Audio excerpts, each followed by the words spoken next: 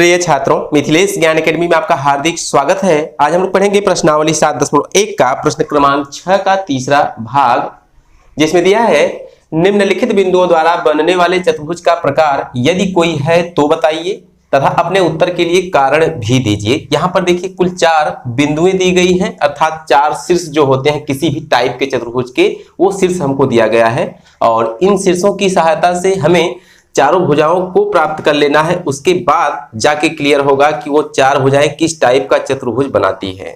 तो चतुर्भुज के कई प्रकार होते हैं, जैसे वर्ग और आयत चतुर्भुज की कैटेगरी में आते हैं और इसी प्रकार सम चतुर्भुज, समांतर चतुर्भुज, समलंब चतुर्भुज, कई प्रकार के चतुर्भुज होते हैं। तो इसको जब हम हल करेंगे तो चारों भुजाएं हमको बताएंगे कि हम किस टाइप के चतुर्भुज हैं या नहीं है, ऐसा हमारा क्वेश्चन कह रहा है। तो सबसे पहले दिए गए क्वेश्चन को अपने हल में हम जो कहते हैं उतार लेंगे।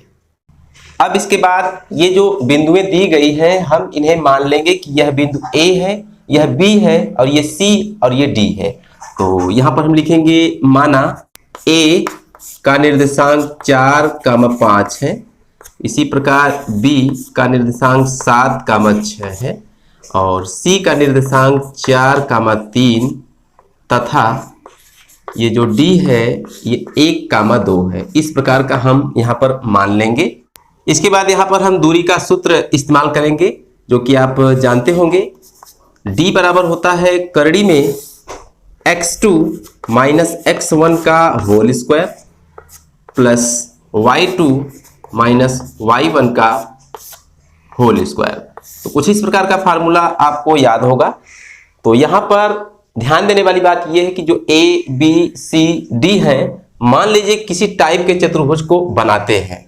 तो जब हम ऐसा मान लेंगे तो इस प्रकार का कुछ हम फिगर यहाँ पर समझने के लिए ड्रॉ कर लेते हैं। तो इसे हम A, इसे B और इसे C, इसे D नाम दे देंगे। तो यहाँ पर 4 शीर्ष आपको दिखाई दे रहे हैं, चारों से 4 भुजाएं यहाँ पर बनी हुई है। तो चारों भुजाओं को हम बारी बारी से ज्ञात करेंगे किसकी लंबाई कितनी है। कहने का मतलब A से लेकर B तक। तो यहाँ पर हम AB सबसे पहले ज्ञात करेंगे। तो लिखेंगे AB बराबर एक लंबी सी करड़ी लगा देंगे। इसके बाद आपको यहां थोड़ा सा ये ध्यान देना है कि A, B जब हम ज्ञात करेंगे तो C और D से कोई मतलब नहीं रहेगा, केवल A और B को ध्यान से देखिए। A वाले को हम x1 y1 मान लेंगे मन में और B वाले को x2 y2 मान लेंगे, ये भी मन में। तो यहां पर हम x2 माइनस x1 फार्मूले में यहां पर रखेंगे। तो x2 7 है, x1 4 है, तो 7 माइनस 4 का होल स्क्वायर पहले ब्रैकेट में प्लस ये बीच वाला y2 माइनस y1, तो y2 6 है, y1 5 है, तो 6 माइनस 5 का होल स्क्वायर। फिर हम करड़ी में लिखेंगे 7 में से 4 घटा देंगे, मिलेगा हमको 3, तो यहाँ पर 3 का स्क्वायर रहेगा प्लस 6 में से 5 घटा देंगे 1, तो 1 का स्क्वायर रहेगा। तो यहाँ पर हम लिखेंगे फिर से करड़ी में 3 त्रिका 9 प्लस 1 का वर्ग करेंगे 1 मिलेगा।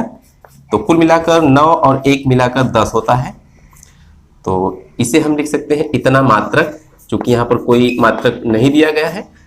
तो ये है √10 मात्रक, किसका मान? AB का मान। इसी प्रकार हम दूसरी भुजा को प्राप्त करेंगे BC। तो यहाँ पर हम लिखेंगे BC बराबर, तो BC बराबर एक लंबी सी करड़ी फिर से लगाएंगे और इसी फार्मूले में हम फिर BC को आप ध्यान से देखिए, BC केवल A और D से कोई मतलब नहीं। तो यहाँ पर जो B है इसे हम x1 y1 मान लेंगे मन में और जो C है इसे हम x2 y2 मान लेंगे। तो x2 माइनस x1 इसी फार्मूले में फिर से हम रखेंगे। तो 4 माइनस 7 का होल स्क्वायर प्लस y2 अर्थात 3 माइनस y1 मतलब 6 का होल स्क्वायर। तो कुछ इस प्रकार का हमको प्राप्त होगा। इसके बाद 4 में से 7 घटा देंगे तो हमको -3 मिलेगा और इसका वर्ग लगा देंगे, प्लस 3 में से 6 घटाएंगे तो हमको -3 मिलेगा, इसका होल स्क्वायर। फिर एक करड़ी लगाएंगे, -3 का वर्ग करेंगे तो हमको +9 मिलेगा, प्लस ये वाला, फिर -3 का वर्ग करेंगे फिर +9 मिलेगा। तो 9 और 9 मिलकर कितने होंगे? 18। तो यहाँ पर भी हम लिख देंगे मात्रक, क्योंकि मात्रक कुछ नहीं दिया गया है। तो कुल मिलाकर BC का मान भी हमने प्राप्त कर लिया। इसके बाद नंबर आता है C। से लेकर डी तक को ज्ञात करने का। तो यहाँ पर हम लिखेंगे सी डी बराबर एक लंबी सी करड़ी लगा देंगे। अब देखिए सी यहाँ है, डी यहाँ है, ए बी से कोई मतलब नहीं, इसे हम x1 y1 मान लेंगे और इसे x2 y2 मान लेंगे। तो हमारा फार्मूला कह रहा है कि x2 माइनस x1 लिखिए, अर्थात 1 माइनस 4 का होल स्क्वायर प्लस y2 अर्थात 2, y1 अर्थात 3, तो 2 माइनस 3 कर देंगे, 2 माइनस 3 का होल स्क्वायर। अब इसके बाद फिर से एक लंबी सी करड़ी हम लगाएंगे, 1 में से 4 घटा देंगे तो -3 का होल स्क्वायर प्लस 2 में से 3 घटा देंगे तो -1 का होल स्क्वायर। तो कुल मिलाकर हमें मिलेगा क्या, -3 का वर्ग करेंगे 9 प्लस -1 का वर्ग करेंगे +1, तो ये मिलेगा हमको √10। फिर से एक बार, तो इसे हम लिख देंगे मात्रक। तो सी डी के बाद नंबर आता है डी ए का, आप ध्यान से देखते रहिए। तो यहां पर हम लिखेंगे डी ए बराबर, तो यहां पर जब हम डी ए की बात करेंगे तो डी को आप ध्यान से देखिए, ए को ध्यान से देखिए, बी और सी से कोई मतलब नहीं।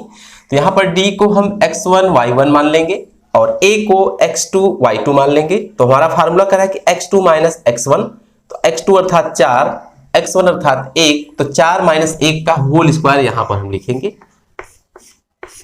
बीच में प्लस लगा देंगे। फिर है देखिए y2 माइनस y1, तो y2 का मतलब 5 और y1 का मतलब 2, तो 5 माइनस 2 कर देंगे, 5 माइनस 2 का होल स्क्वायर। फिर बराबर लगाएंगे, एक लंबी सी करड़ी हम फिर लगा लेंगे, 4 में से 1 घटा देंगे तो मिलेगा हमको 3 का स्क्वायर प्लस 5 में से 2 घटा देंगे तो हमको मिलेगा 3 का स्क्वायर। तो 3 त्रिक का 9 और 9 2 बार मिलेगा हमको, अर्थात कुल मिलाकर 18 मिलेगा। तो यहाँ पर हम लिख देंगे मात्रक। तो करड़ी में 18 एक बार फिर से हमको मिला है। और ध्यान देने वाली बात यह है कि एक भुजा हमको मिली है करड़ी में 10, दूसरी करड़ी में 18, फिर करड़ी में 10 और फिर करड़ी में 18। तो इसका मतलब क्या हुआ कि इस टाइप का एक चतुर्भुज बनेगा। कहने का मतलब इसी चतुर्भुज को आप समझ लीजिए, यहाँ पर जो डी ए है वो करड़ी में 18 है, तो ये देखिए डी ए, इसे हम करड़ी में 18 लिख देंगे।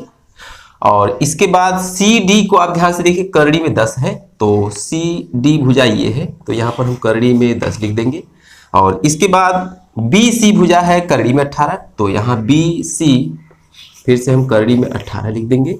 और ए बी को ध्यान से देखिए, करड़ी में 10 फिर से है, तो यहाँ पर हम करड़ी में 10, ये केवल समझने के लिए। तो आमने सामने की भुजाएं समान है, आमने सामने की भुजाएं समान है, तो इसे हम किस टाइप का चतुर्भुज कहेंगे, समांतर चतुर्भुज, सीधी सी बात है। तो हम इसके रिजल्ट में नीचे लिख देंगे, अतः यह एक समांतर चतुर्भुज के शीर्ष है।